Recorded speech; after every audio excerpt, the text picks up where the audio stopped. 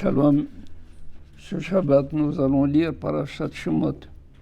Ce shiur est consacré Leilou Nishmat, tous les naufragés depuis 16.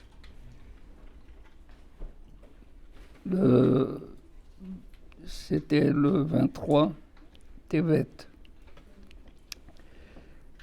Dans Parashat Shemot,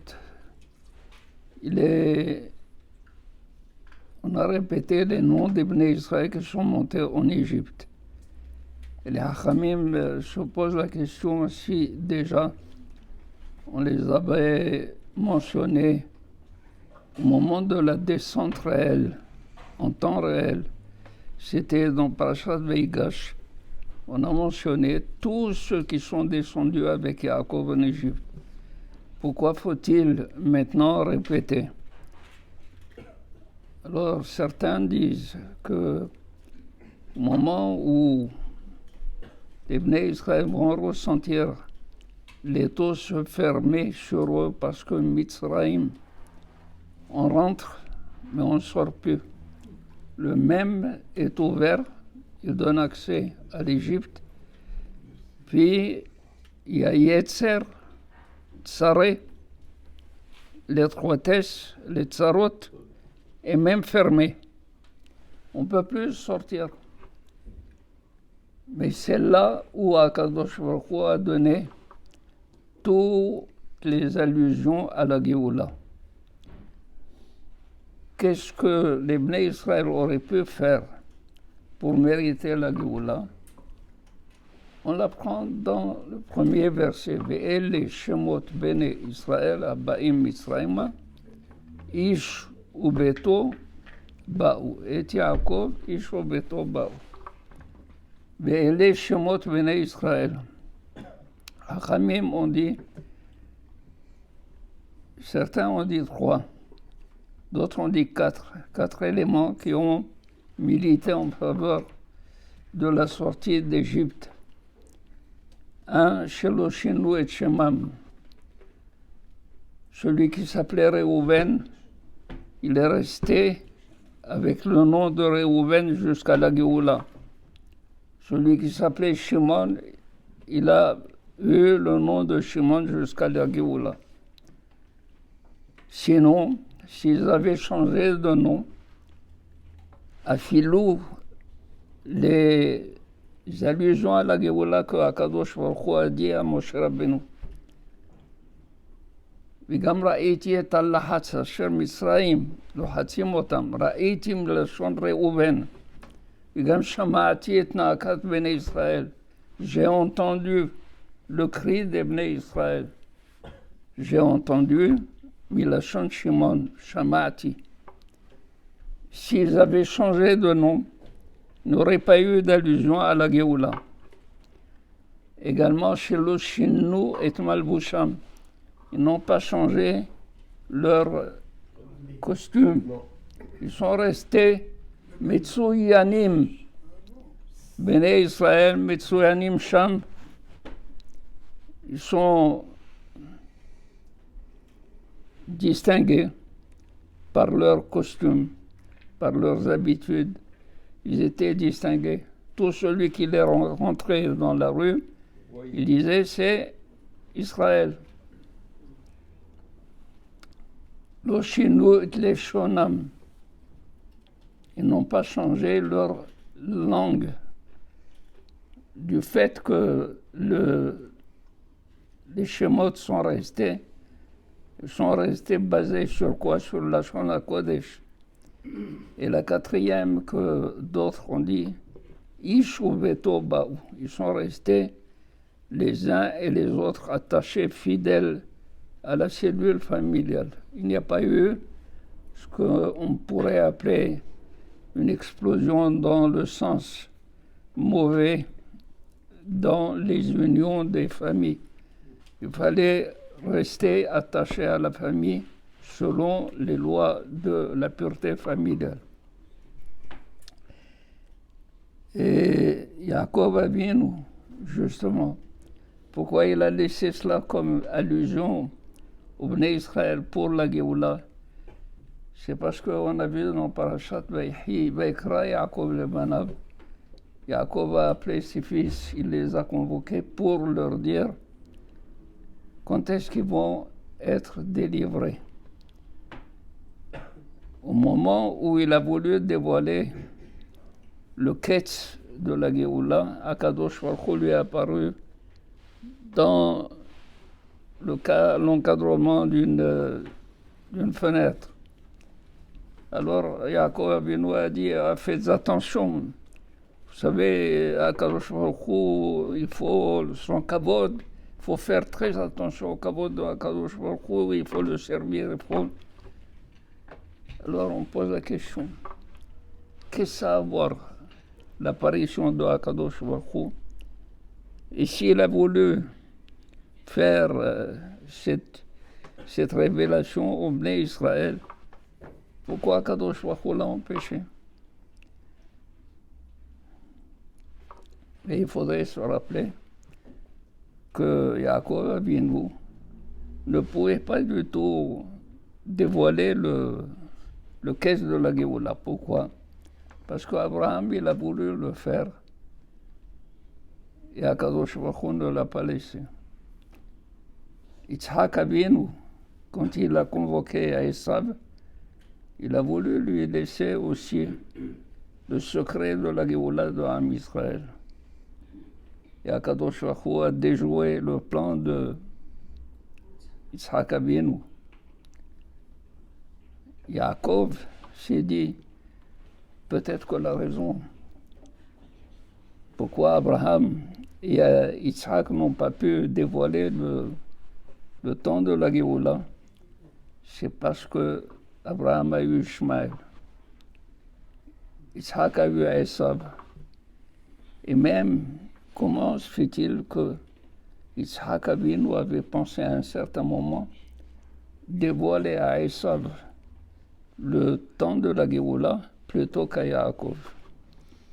Donc Yaakov Avinu, il a cru que du fait qu'ils avaient de mauvais enfants, Ishmaël et Esav, Akadosh Baruch Hu leur a donné un refus de dévoiler. Mais lui, je pensais que ses enfants tous, et les béné Israël, Abaïm Mitzrayma. Béné Israël, Israël c'est Israël qui est Sarita im Elohim ve'im anashim. Tu as pu lutter contre des malachim, contre des hommes, et tu les as gagnés. Pourquoi? Parce que tu es Behira Avot. Tu es le choisi, l'élu parmi tous les ancêtres.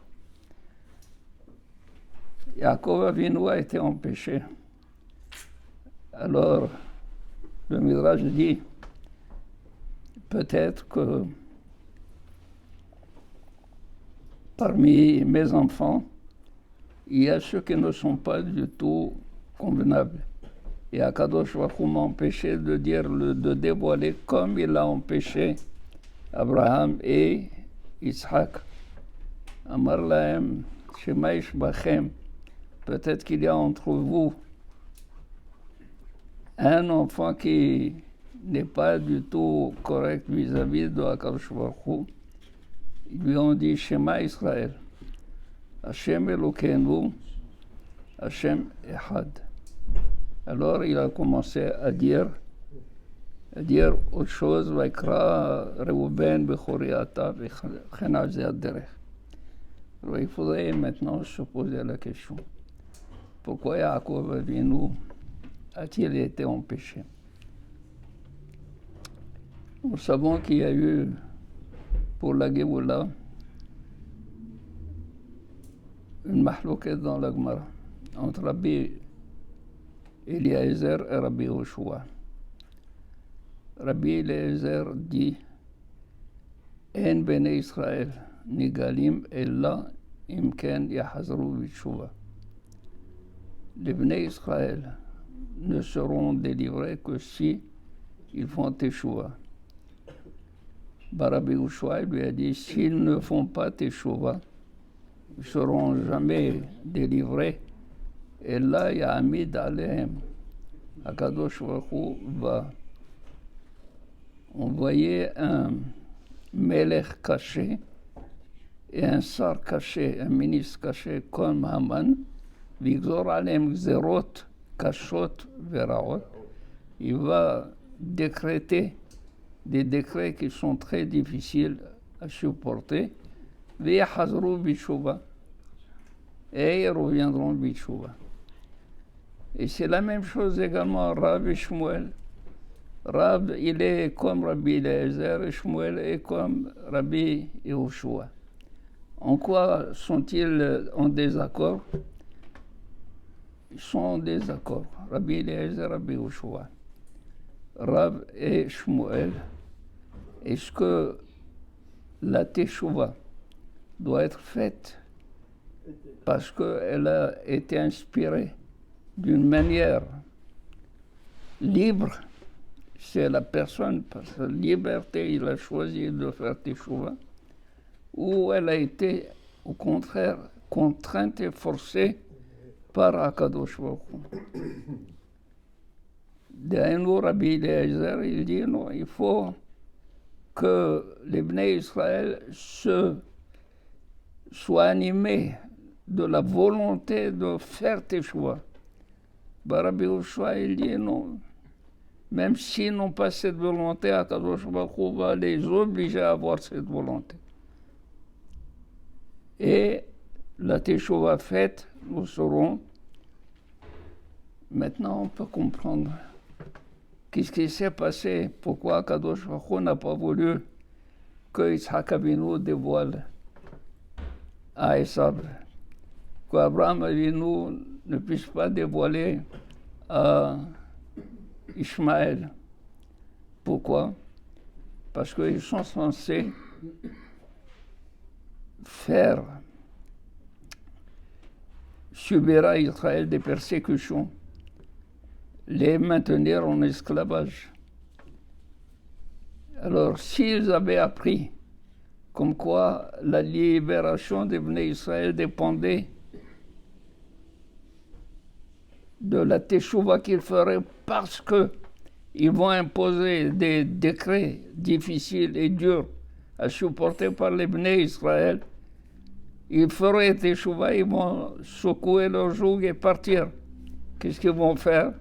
Ils ne vont pas faire de décret de manière à faire de telle sorte que la délivrance sera le plus loin possible du délai. Akadosh Baruch Hu a empêché de manière à ce qu'Esav ne soit pas dans le secret, ni Ishmaël. C'est pour cela que Yaakov Avinu, quand il a été empêché de dire le Ketz au Bnei Israël, il a pensé qu'un de ses fils était comme Esav ou comme Ishmaël. C'est pour cela que Akadosh Baruch Hu l'a empêché. Où les Bnei Israël ont dit à Yaakov Avinu, Shema Israël. Ma Israël, Avinu Israël. Hashem Elokeinu, Hashem Echad. Nous sommes tous unis.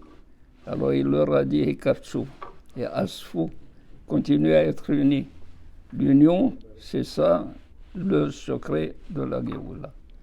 Et Ratson également, comme vous avez vu, que c'est la mort de tous ces naufragés n'a pas été du tout vaine.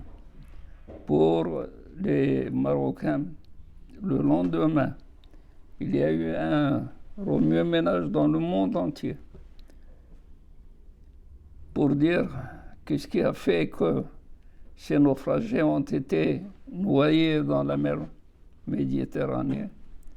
C'est parce que les portes de la Aliyah étaient fermées au Maroc. À partir de ce moment, on les a ouvertes. On a commencé à ouvrir les portes. Et voilà, Géoula.